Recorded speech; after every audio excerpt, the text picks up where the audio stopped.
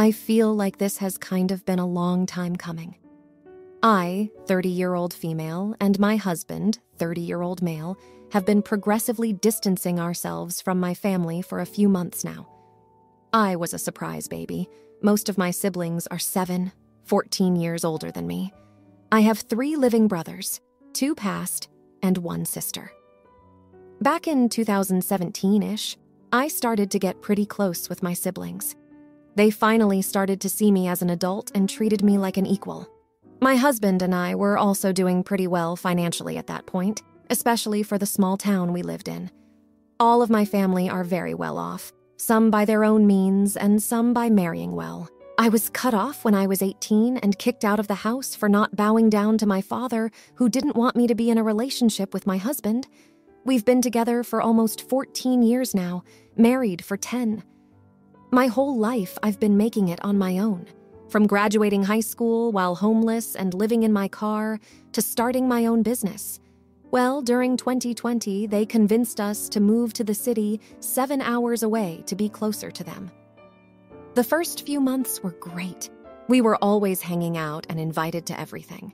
Then the invites became further and further apart. Then, in 2022, I became pregnant, and we were having a lot of complications. I mentioned to my brother, who was extremely high, that if something were to happen, I'd have to choose myself over my pregnancy. Not an easy choice, but I do have 2 other children to think about. He then started screaming at me at this party about how I don't deserve to be a mother and how disgusting I am for even thinking about putting myself first. So I got up and left. No fighting, just left. Since then, we haven't been invited to anything but birthday parties or holiday stuff, which is no big deal, but it gets lonely since we uprooted our lives to turn around and kinda be just cut off or dropped. Well, the pregnancy ended well, and we have a beautiful baby girl. Since then, we have been awarded custody of my sister's 3 children as well. So, almost overnight, we went from 2 to 6 kids. Again, no big deal, but I'm still looked at as if I'm nothing by our family. I never put myself out there much with them because I'm so afraid of rejection and disappointment. I never really invite people over or have birthday parties for myself or anything. But this year, I don't know why, but turning 30 meant a lot. I sent out invites 4 weeks early, talked to my mom, and adjusted dates to work with everyone's schedules. When the day came, no one showed up besides my mom and dad and sister.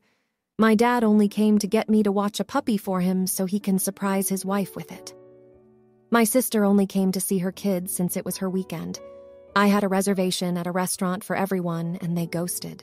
No excuses, just didn't come. I was so embarrassed to have to explain to the waitress that we didn't need all the space. And I was so unbelievably hurt. I know I shouldn't be, but I was. They also all assume that we are broke, which changes how they treat us. Which was a bit of an experiment that my husband and I did. We are not materialistic people. I'll dress like a bum 5 days a week and I don't care. We stopped talking about our business with them. They all just assume our credit is crap and so is our business. But they don't know that we've been averaging $20,000, $30,000 a month, and that we are on the verge of being able to expand our business. But because we live in a low-income community, but central to everywhere, we need to be in the city, in a small house, cramped but with enough space for everyone. We don't have the newest cars or nicest clothes or newest iPhones. It makes them perceive us as nothing. My husband and I are the first people in the family to give our time, our money, our home to anyone who needs us. They are the opposite. Unless you can prove you'll pay them back, you better not ask for anything. I've had easier times with banks. They're the thoughts and prayers kind of people who won't open up their penthouses or million-dollar homes for you. So we are done. I'm sick of trying. I'm sick of crying, wondering why my own family doesn't love me. You know how disheartening it is wondering how few people from your family would even fill seats at your funeral? Not that it matters. But if they're not here when I'm alive, damn. So am I the idiot for wanting to just fully cut them off? Now, here are the comments. Comment 1. Not the idiot. Fill your life with true friends and family from whichever side who are there for you, regardless of how much money you have. The rest of your relatives only deserve the common courtesy you would give a shopkeeper or checkout clerk, very high level with no sharing of any personal info. Comment 2. Not the idiot. They don't deserve to be in your life. The best revenge on people like them is to live the best life you can and tell them nothing about it. Your happiness is way more important than anyone else. Comment 3. Not the idiot. I would have cut them off when they kicked me out. Now, for the next story. Now, here are the comments. Well, actually, this post didn't have any comments. Now, for the next story. Am I the idiot? Manipulating sister-in-law needs to go. We took in my sister-in-law since her third husband left her. She's a 62-year-old registered nurse. She has been living with us for a year now, and my husband only charges her $250 per month for rent. She's financially sufficient, but doesn't want to work more than 3 days per week. Well, she has jumped between 4 jobs in 1 year because work interfered with her 1 to 2 week bicycling trips. Her original departure was on November 1st, but she went directly to her pampering big brother to extend her stay with no end date. She has not been helpful at all. I only asked her to dust and vacuum the common area she exclusively uses once a week.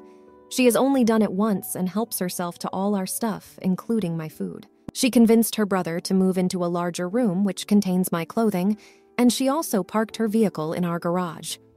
Fast forward, I was scrolling through our Ring doorbell videos and found her talking badly about me. I attached the video in a text to her and my husband, stating that today is her 30-day notice to leave. She must leave by October 1st, and any items left after that date will be donated. Am I wrong to do this? Now, here are the comments. Comment 1. Not the idiot. She has to go. She should have moved within the first few weeks. Comment 2. Not the idiot. Rule number 1. Never bite the hand that feeds you. Comment 3. Not the idiot. She's ungrateful. Now, for the next story. So, to start, for some context, I, 26-year-old female, am a veterinary technician at a medical-focused no-kill animal shelter and have worked in the animal welfare veterinary medicine field since I was 16. I have a roommate, 26-year-old male, and over the 2 years we have lived together, I have more or less joined his friend group because they're always around. One of them is a girl named Zoe, 24-year-old female. Honestly, I'm not a fan of her.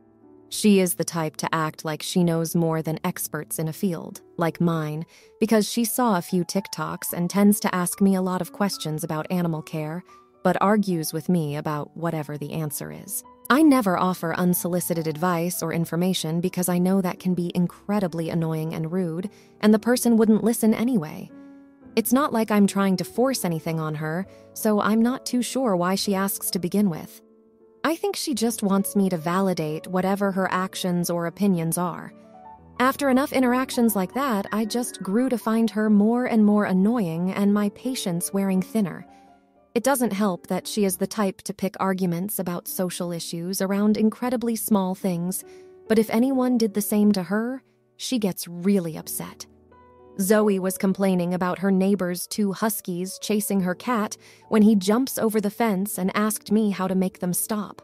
I told her that she could try talking to the owners about leaving their dogs outside, but the reality is, since it's her animal on their property, keeping her cat inside and only giving supervised outside time, like on a leash, was the only realistic option.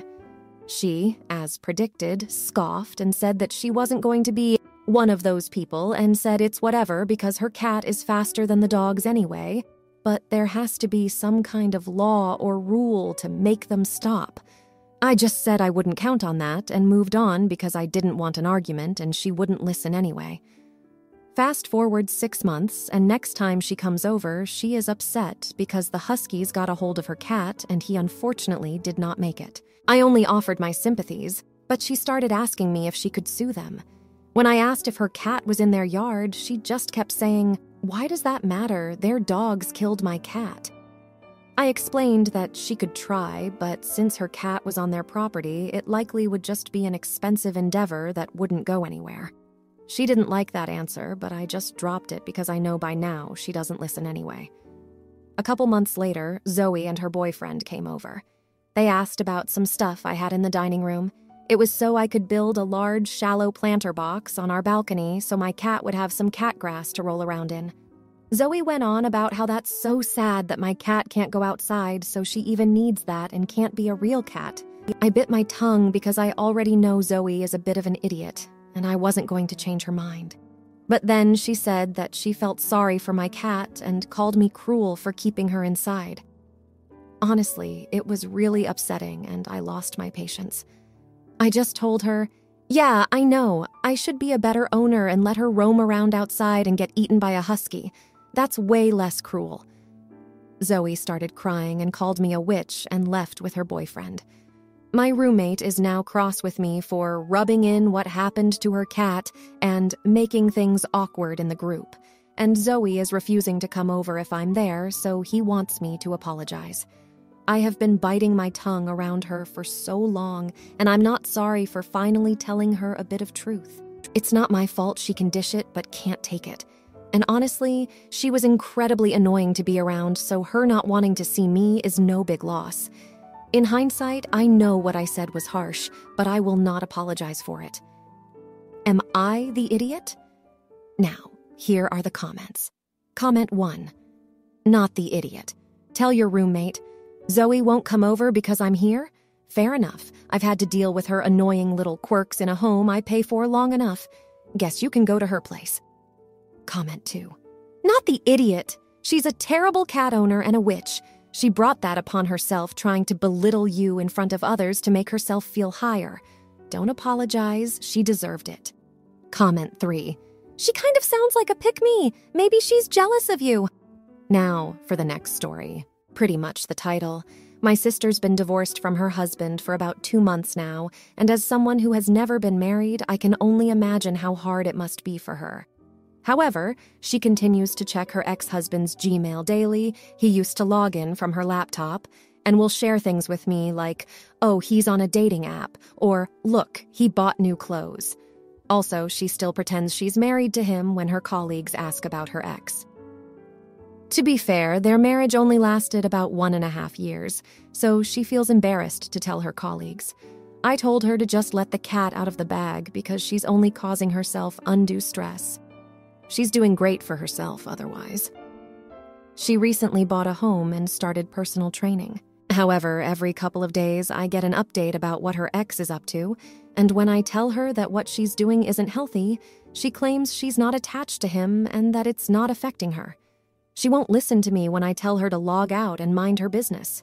She uses the excuse that her ex still uses her mailing address, and so she wants to keep tabs on him. I call BS on that because I've already put his mail in the return mail a few times and nothing has arrived since. I just think it's incredibly detrimental to her healing journey, and so, this morning I decided to log into her computer and log out of his Gmail. I also deleted the saved password. She doesn't know it, so she can't log back in. She's upset with me now and said I had no right to do what I did. I didn't apologize because I genuinely don't feel sorry, but I know that I overstepped my boundaries. I just can't stand the thought of her ex going on dates while she's at home checking his email account for updates. Am I the idiot here? Now, here are the comments. Comment 1. Everyone sucks here. You should have called her ex and tell him to change his password. She wouldn't have known it was you. Sister needs some therapy. It's not healthy for her not to say she is divorced and stalk her ex. Comment 2.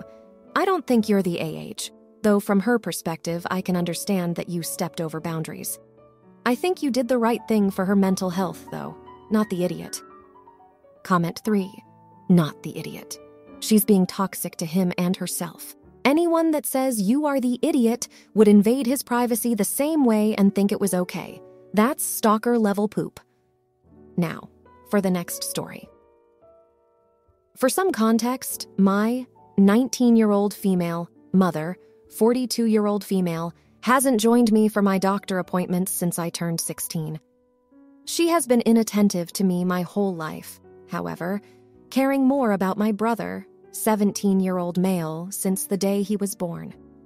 She has always wanted a boy and has made it very clear that I am a burden to her and my brother. A couple years ago, we found out that I have high blood pressure. We don't know why, since everything else looked fine. The constant high blood pressure has caused my heart to thicken. The first time we found out, it was just mild, and it wasn't much of a concern at the time, though I told Mom anyway. I even mentioned what could happen if it were to get worse, and that the doctor has told me I need to follow certain rules to keep my blood pressure down. For example, I can't take certain medication due to it heightening blood pressure.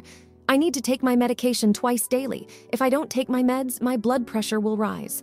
Well, I went in for another ultrasound of my heart, and they told me that despite my best efforts, it's gotten worse and will soon cause heart failure and other issues. The doctor gave me multiple options on how to proceed, but I told him I didn't wish to undergo treatment and that I wanted to let it happen, so to speak. He tried to convince me otherwise, but I wouldn't listen. My whole life, I have been a burden to my mother. She has hated my very existence, so I quit. I've never cared much for my existence anyways, but I've tried to keep going for other people. However, my best friend, 20-year-old female, is strongly opposed to the idea of me giving up. She lives far away and I haven't seen her in years, but we still text. She told me that I shouldn't give up because of my mother and that even if I do give up, I should at least tell Mom so she gets a say in all of this. So, would I be the idiot for not telling my mom I might die any day now and that I could fix it but choose not to? Now, here are the comments. Comment 1. With a mother like yours, I strongly suspect that she will unjustly use your death to gain sympathy from others. She will have a tangible victimhood that you gifted her, and she will use it. In your death, you will be memorialized as the loving daughter and beautiful, close relationship you and your mother always had.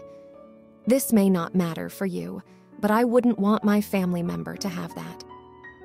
If it were me, and I realize that you are not me, I wouldn't tell her, but try to live and carve my own place in this world out of spite. I would do everything to try to live my best life while throwing out the garbage. Your mother. Comment 2. Wow, first off, I'm sorry this is happening, and I hope whatever decision you make, you find peace in your life. That said, you are not your mother, and you do not have to choose cruelty in the end. The pain you feel, I suggest you write it down for her to read. Maybe it will help. Whether as a final goodbye or simply to express yourself, the truth is always the answer. Lies and deceit, withholding info, lead only to more pain and suffering. If this is your end, go with dignity and grace. Comment 3.